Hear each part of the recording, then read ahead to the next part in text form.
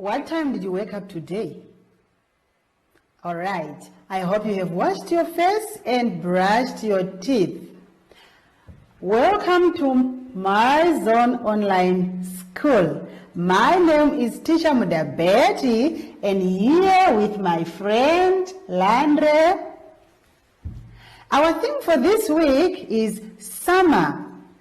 Before I introduce the new topic which we are going to deal with today, let us sanitize our hands. There we go. Rub it in, rub it out nicely and through the fingers. There you got it. Our topic for today is going to be based on the shapes and time.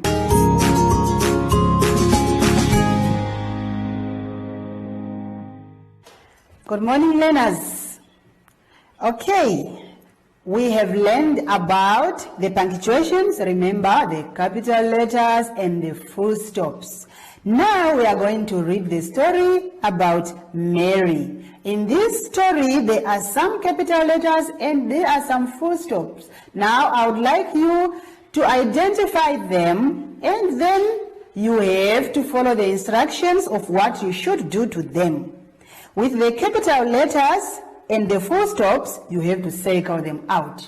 I would like to see whether you still remember what is a capital letter and what is a full stop. Now I'm going to read to you the story. Mary's story. Father, Charles, Lucy and I went to the beach yesterday. We took our dinner and stayed all day. Father and Charles went out a little way from the shore in a boat and fished, while Lucy and I gathered sea mosses. We took off our shoes and stockings and waded into the shallow water. We found such beautiful seaweeds. Some were purple, some pink, and some brown. When they were spread out in the water, the purple ones looked like plums, and the brown ones looked like trees. Such a funny thing happened to Lucy. She slipped on a stone, and down she went into the water. How we both laughed, but the wind and sun soon dried Lucy's dress.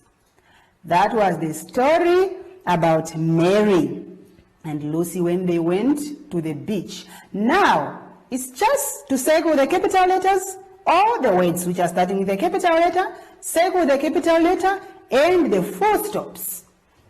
Okay, now we will continue. Let us proceed to page 29. For both the grade 2 and grade 3. That was wonderful. It's easy exercise. Let's come to page 29. I'm sure you still remember about the shapes that we did.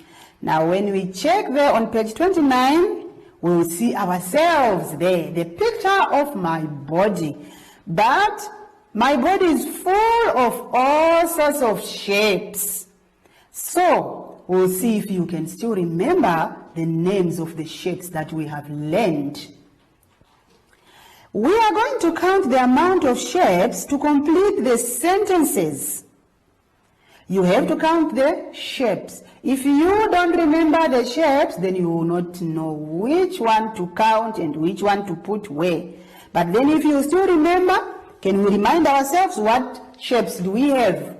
We have got circles, we have got rectangles, squares, triangles. All those are shapes which are full on my body. So now, if you are able to identify the circle, you will count them properly and you will put the correct number there on the line. So let's start with my heart. I have a head there on top on my head. That is where my head comes on. I put it on. Now check there. So on my head are full of circles. How many circles are there? Are you able to count? Remember, we have learned about counting many times. Now count them quickly, as quick as possible, and put it there. And the rectangles, how many rectangles? Do you still remember what is a rectangle? Do you still remember how it looks like? Okay, so identify it and count how many they are there, and then you fill it on the line. How many squares? You remember the square? How does it look like? Please count them and put them.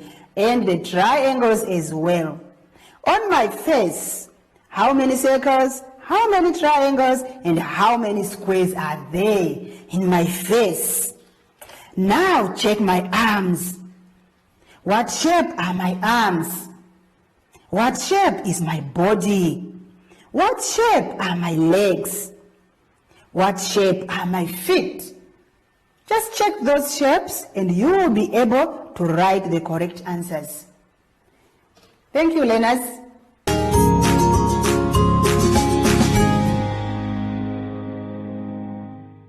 Learners, now let's turn to page 30.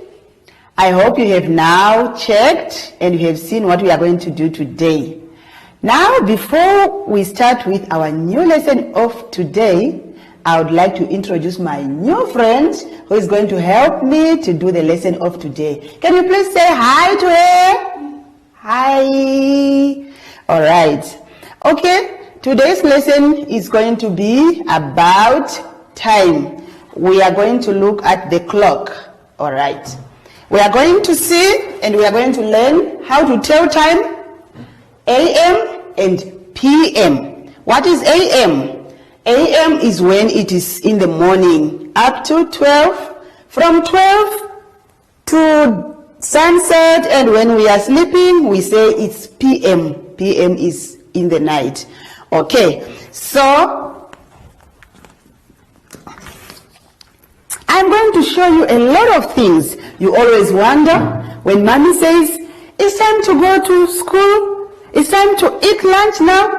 We wonder, what is she talking about? Look at the time, we are late, it's 5:30, it's 7 o'clock, and we don't know. And many times in our houses we have clocks. We have this type of clocks in our houses, but we do not know what time it is even when we look at it. So today I'm going to show you. Why do they say o'clock? Why do they say 5:30? Why do they say 15:15? Why do they say 1:45? Okay, so now on a clock we have got two hands. There is the long one and there is a short hand. Just check there. It looks like mine here. I'm going to use this one because I can move the hands to show you what I mean when I say 5:30, when I say o'clock or 1:15 or 1:45. Okay, so the long hand is for the minutes and the short hand is for the hours. Now, in a clock, when you check on your clock there, in your book, it's a round thing. Now, our hands will always move in the same direction all the time. They will move from there, they will go all around until the top there. Okay, so the long hand, which is for the minute, always moves faster than the short hand. So, whenever the long hand completes the circle, the short hand will have to move from this number where it is to the next number. Are we together?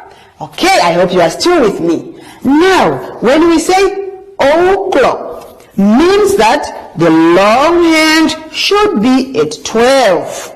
When the long hand is at 12, when that long hand has moved to 12, we say o'clock. O'clock of what? Wherever the short hand is pointing, then we say that is the time. Now can you tell me, if my short hand now is on 7 and the long hand is at 12, that is o'clock. What o'clock is it?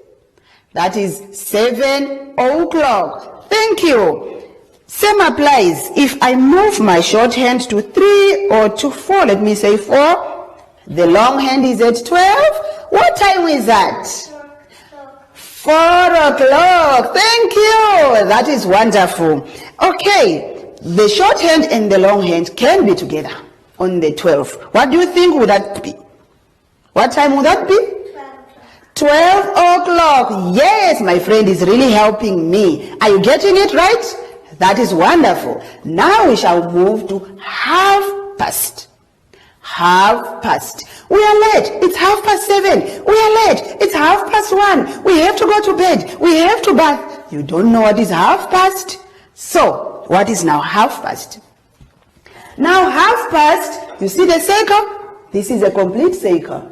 When we cut this circle on the middle here, this will be a half and that will be a half. Therefore, when the long hand is now pointing at exactly 6 like this to cut the circle in the middle, we say it's half past.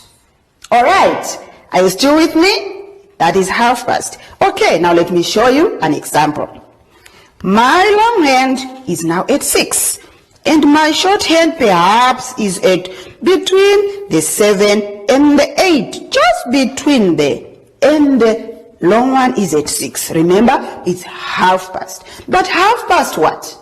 So now we check. Remember the clock? It's moving from here in this way. It does not move backward. So we go that way. Meaning this time will be half past what? This will be half past 7. Thank you. Give yourselves a hand. That is wonderful. You are doing it well. That will be half past 7 because we are in the middle. We are about to go to 8, but we are not yet there. We are halfway. So half past 7. That is wonderful. Let me give you another example of the half past again. Okay, perhaps now it is here and it is between what and what? 12 and 1. So what time would that be? Half past 12. Half past 12. That's wonderful. Remember the clock goes that way. So we say it's half past 12 because it is past the 12. It's in the middle. We are about to go to 1 o'clock. That is wonderful. Okay, did you get that one? Please just remember when it is at 6. It's a half. Now, let me take you again to the quarter past. Okay, it's quarter past 1, it's quarter past 2, it's quarter past 7. You wonder, what is quarter past? All right, we still have our circle, we have our clock. Now we said when we cut it in the middle here, it's a half. So what do you think a quarter past will be and a quarter to will be? Now, when we cut this circle again like this, we are going to have our 4 parts. Now we have cut it in the middle, half. We are now going to cut it this way. So we have 4 parts. Now, if the long hand, remember we must always use our long hand first. If our long hand is pointing at 3, remember we have cut it this way now. So we cut it on the 3.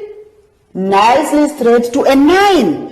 Now, if the long hand is pointing at a 3, the long hand pointing at a 3, now we say what? That is what we call quarter past. This is what we call quarter past because we are coming down this way, remember? That will be quarter past on the 3. And we go, when it's here, it's half past. When we are at the 9, it's quarter to. We are left with only 15 minutes to go to the o'clock. Quarter past means 15 minutes past. Then, all right, we say 15 minutes because remember what I told you. When we complete the circle, the minutes will be counting and up to there, it would have counted 60 minutes. So if it has counted only from 12 up to this 3 here, it has counted 15. When it is counted up to here on the 6, it will have counted 30. So 30 is a half of a 60. That's why we say half past. There it's a quarter. But then when it has counted up to the 9, we say quarter to because we are only left with 15 minutes to go to the o'clock. All right. So now let's come to the examples. Now, would you tell me what time would this be then? It is now on the 3 and the short hand, it can be on the 10. So what time would that be? The short hand is on the 10 and the long hand is on the 3. Can my friend help me? Quarter past 10. That is wonderful. Thank you. Did you get it there? I hope you did. Whenever it is on 3, we say quarter past. Now, I'm bringing it closer.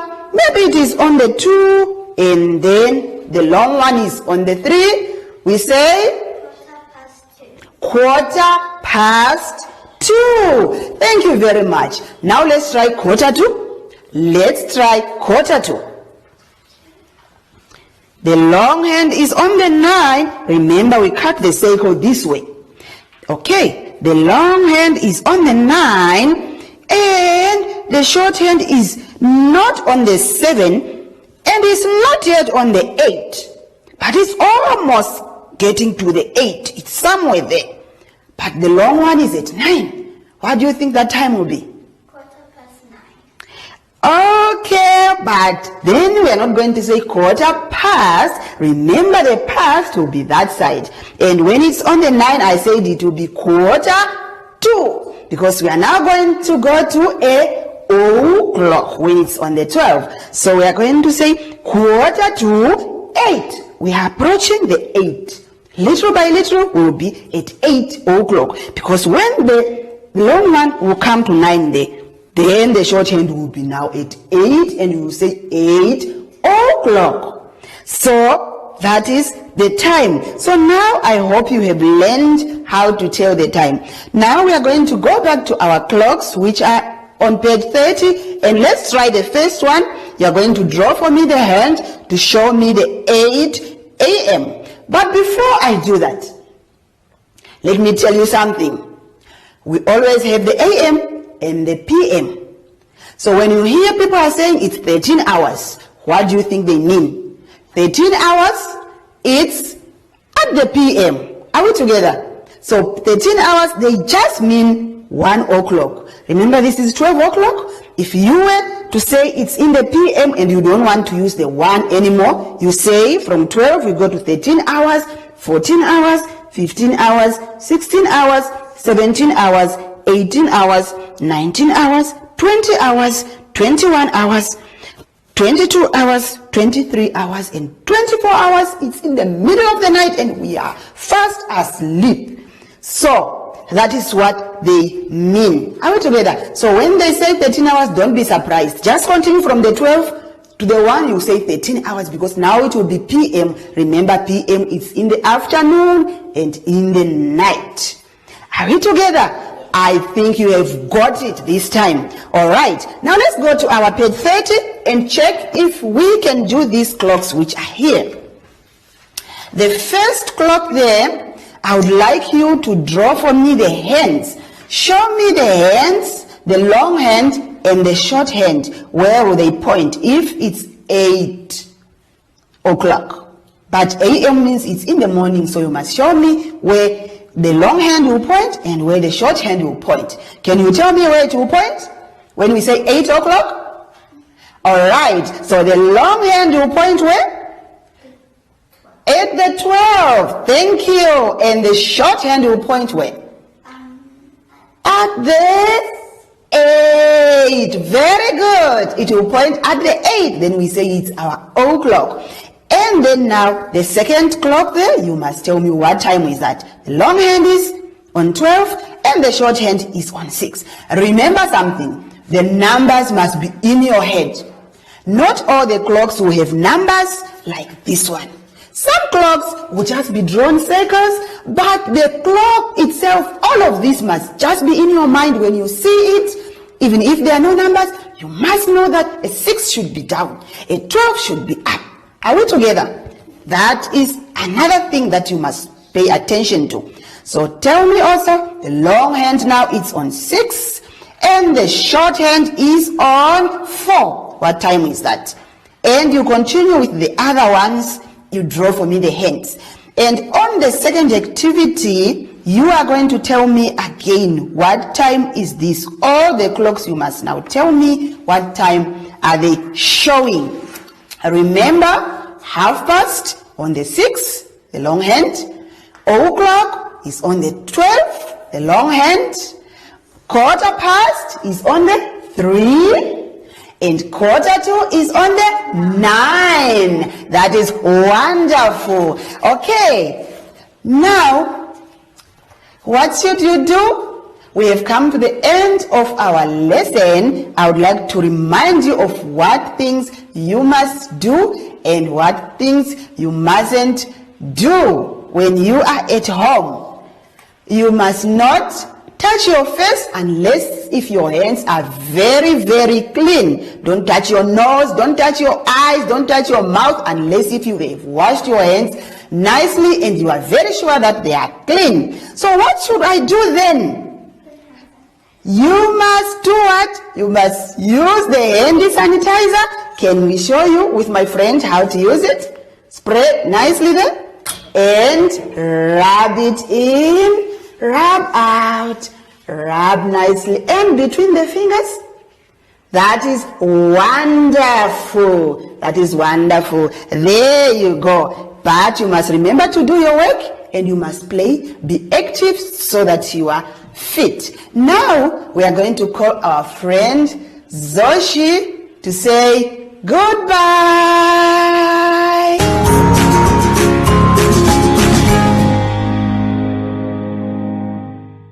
Hi everyone, I'm Zoshi. And Simon says don't touch your face, your eyes, your nose, and your mouth unless your hands are super clean. Bye!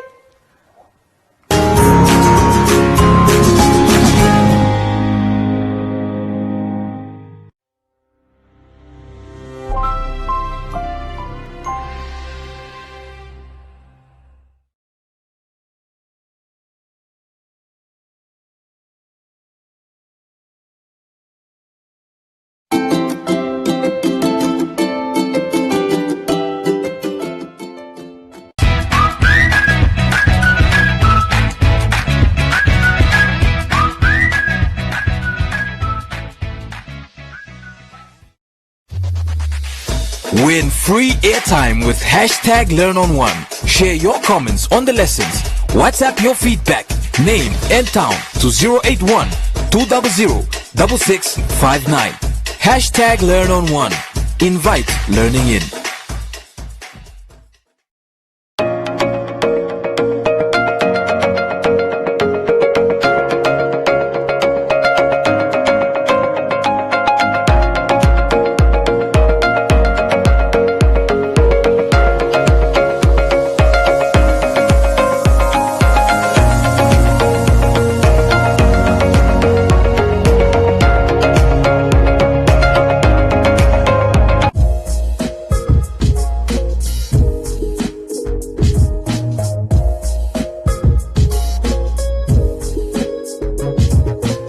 Beautiful souls, this is Nikita Winkler and I am here to share easy tools for stretching that you can do just about anywhere.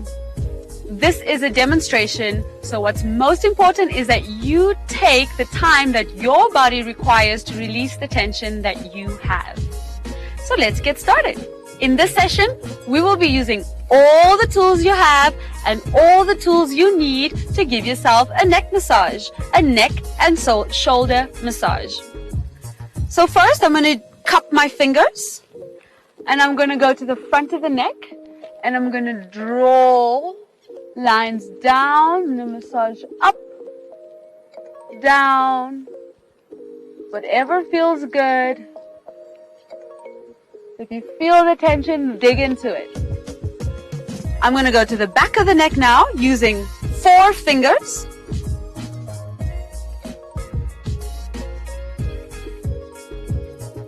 And you can draw lines from the bottom up, or you can go all the way into the shoulder blades, drawing all that tension up.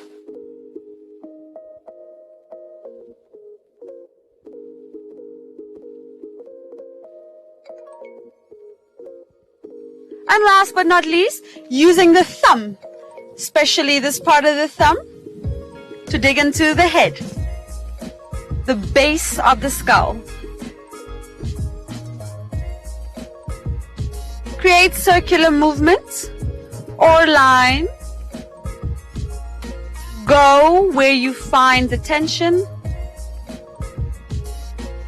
And continue giving your head some pressure. And wow, you're going to feel so much more alive once you give yourself a massage. So thank you for joining me. I hope you enjoyed that as much as I did. Don't forget to breathe and happy stretching.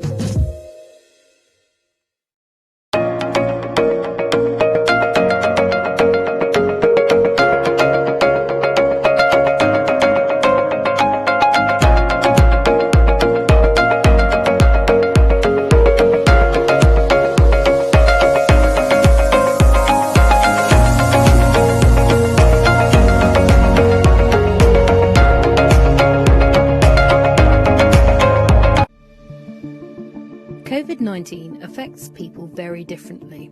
Many people show no symptoms at all, but some are hospitalised for weeks. So what does the disease do to your body? The coronavirus enters through the mouth, nose or eyes. It then usually attaches itself to cells lining the nose, throat, airways or lungs. It can turn these cells into factories that multiply and spread the virus. For the majority, a fever, cough and breathlessness are as bad as it gets. But the virus can damage the small blood vessels lining the lungs and initiate clotting. The alveoli are tiny air sacs where oxygen goes into the blood. If they become inflamed, it can trigger pneumonia. Seriously ill patients need to be given oxygen as the lungs fill with fluid and debris. I legit couldn't breathe. My oximeter was measuring under 88% oxygen levels, which is very dangerous. And the only time I ever thought my life was in danger was at that point. COVID-19 doesn't just affect the lungs. It can also disrupt the immune system, which is used by the body to fight illnesses. Cytokines are part of the immune system that find and signal infections. For some people with severe COVID-19, this system can go into overdrive. If too many cytokines build up, it can cause an overreaction that damages healthy cells. This is called a cytokine storm for the most severe cases. COVID-19 can lead to seizures or even a coma. It can also cause brain problems that lead to strokes. The immune system overreacting can cause clots that stop the blood supply to parts of the brain. Brain inflammation, psychosis and dementia-like symptoms can also affect seriously ill patients. The average length of the illness is 14 days, but many people have symptoms for much longer. Breathing problems and post-viral fatigue last for months in some cases. I cannot walk for long simply because I will feel a little bit short of breath and I feel the need to sit down. And that's something that has never happened to me before. Some of the people who are most likely to develop severe symptoms are older adults and those with underlying health conditions. It's not fully known how anyone will react to COVID-19 until they get it. So it's important for everyone to follow health guidance. What precautions are you taking to stay safe?